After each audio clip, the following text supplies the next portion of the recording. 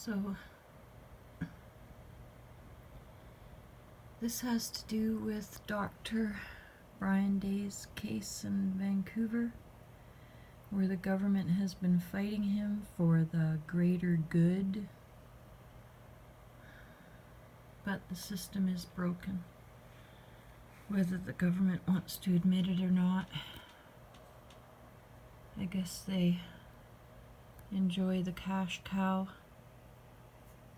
people having to pay for services they may never receive. It's Dr. Day. Vancouver. In the final days of a landmark case challenging the basis of Canadian healthcare, the lawyer for a BC doctor is arguing that preventing patients from accessing private health care would increase suffering and violate their right to life. On Monday, closing arguments began in what has been a decade-long battle. Yeah, the government using taxpayers' money. Dr. Brian Day, the CEO of Cambie Surgical Group, is challenging the Medicare Protection Act of BC for the right to provide private health care for medically necessary services. Observers say the case has the potential to open the door to a two-tiered system of private and public health care in BC.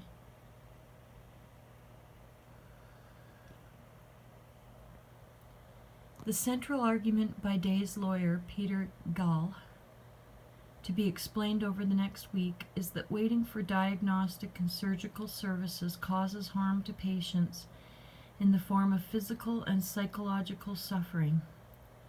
There are long wait times in the public system, and the patients should have the right to access private services that offer a way to alleviate that harm. Gall further argues that lifting restrictions on private care would not affect the public medical system. No, it wouldn't. It would enhance it. The public system can't provide timely diagnostic and medical services to everyone, Gall said in court, which is true. That is very true.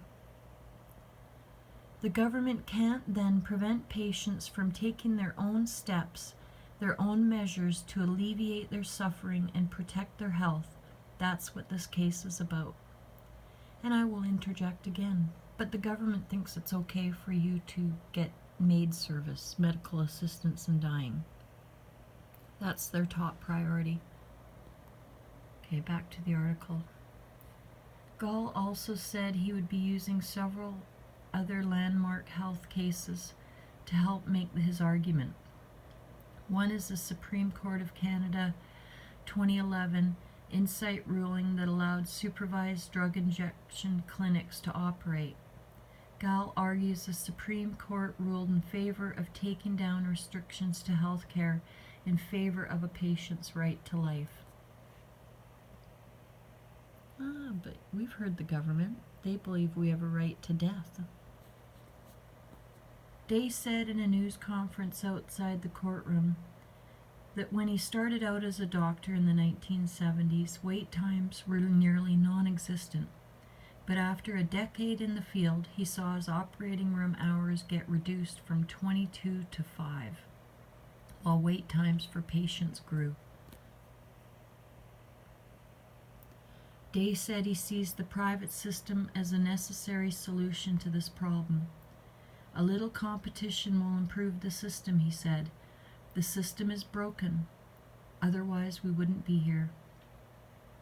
And I want to add to that, too, is it's true. Private health care will also bring in rare specialists that will not normally work in a public system. They're talented, they're gifted, they save lives, they perform rare surgeries, they have rare talents, and they don't come to socialist countries. They work in private systems.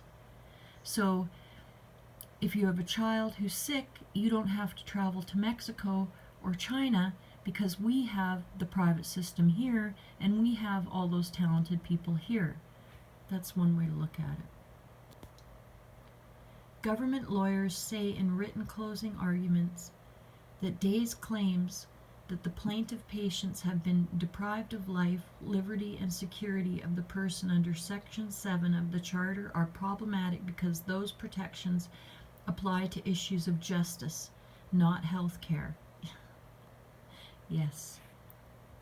Use all those taxpayer dollars to split hairs there. Well then, maybe government officials should spend time in jail then for their crimes. Rather than a constitutional challenge, the government alleges Day's case amounts to political theater. No, you're the political theater. You're the scumbag political theater using taxpayers' money against them. Okay, I'm sorry, you guys. I'll just keep reading. I'll try not to rant. In an attempt to force change on the healthcare system for the financial benefit of doctors who can earn more money from wealthy patients going to private clinics. Oh, you're not a commie. Here we have the commie lawyer fighting for the government. Oh, you're not a communist.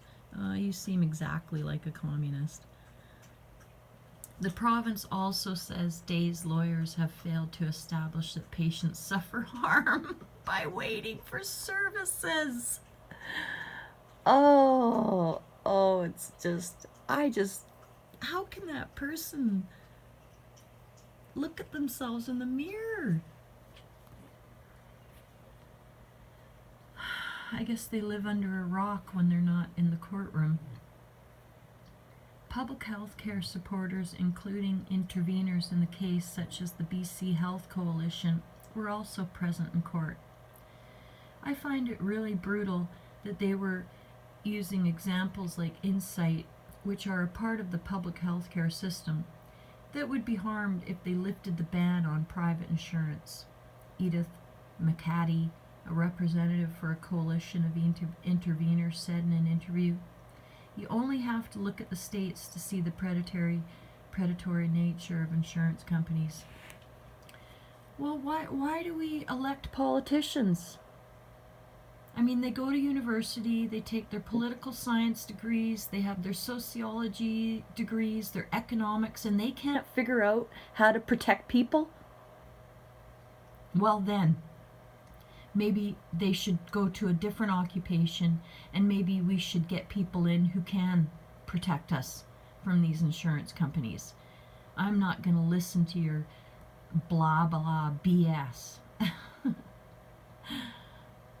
She added that doctors are already allowed to practice entirely privately, but these businesses weren't profitable enough without charging the province for medically necessary. You see, that's something that would need to be researched, because guaranteed the government has put restrictions on them. Because, I mean, they're in a court case now fighting for private health care, so obviously there's always been restrictions. And of course the person who wrote this article can't investigate or research any information to put the correct information on there. I guess I will. I'm not getting paid as a reporter, but I could research it, and I guarantee I will find that they had restrictions by the government.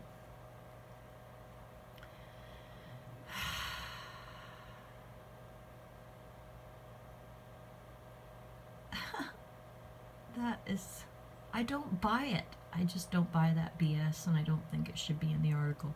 They can't make enough profit. That's why they want the public to subsidize their businesses so they can make enough money. I think that's a big pile of BS. And I think, an hour of research on the internet, and I'll be able to post some stuff that shows that is BS. Okay, just bear with me, I hope, because it can get a little frustrating, especially when you're dealing with life and death and smiling murderers. Day legally opened the Canby Surgery Center in 1996, saying he wanted to create more operating room time for surgeons who couldn't get it in public hospitals, and that profit was never a motive. The facility has been operating since 2003 in violation of provisions of the Medicine Protection Act that haven't been proclaimed into law. The case, first started in 2009, landed in BC Supreme Court in 2016 with support from 4 of Day's patients. Well, that should tell you something. In 2018, Health Minister Adrian Dix announced the government would begin to fine doctors $10,000 for a first offense and $20,000 for a second violation of the Act if they charged patients for publicly available services. Dix said the don't ask, don't tell approach, which allowed private clinic surgeries and diagnostic tests to continue because provisions of the law had not been enforced, would come to an end. Dix has been part of a bunch of deaths. However, Day successfully sought an injunction that prompted a BC Supreme Court judge to order the government not to enforce sections of the Act until their validity could be established at trial, which is expected to conclude December 6th. Oh God. I hope Dr. Day wins. Please, God. He's got to win. There's so many people suffering. Preventable suffering, and the media won't report on it, and the government doesn't want to admit to it because they love their medical premiums and they love their taxes that they're going to collect, because in BC they're going to end the medical premiums and they'll just take it off your taxes. And then, I'm telling you folks, there's no guarantee that you are going to get the services that you paid for. You spent all those healthy years working. You paid into your medical services. There's no guarantee you're going to get it. If he doesn't win. We need public. It's not two-tiered. It's public and private. It will free up public health care. It will bring talent, medical talent, to Canada. It will lessen wait lists. It'll be good for us. Medical tourism is massive from Canada. We have millions of people traveling to India and Mexico and other countries for medical help. Why? We have a beautiful country here. Why can't we just stay here for that? It doesn't make any sense. Except unless somebody's making money from the way it is.